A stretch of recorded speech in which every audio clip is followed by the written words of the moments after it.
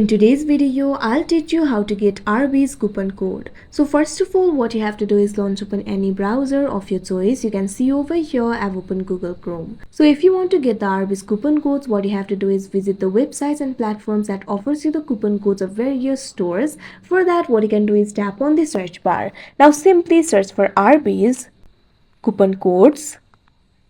Now you'll be able to see various results over here. You'll be able to find the websites like Simply Codes, Offers.com, Retail Me Not, etc. Simply tap on any of the link provided by this kind of sources. Here I'm just going to tap on the link provided by Simply Codes.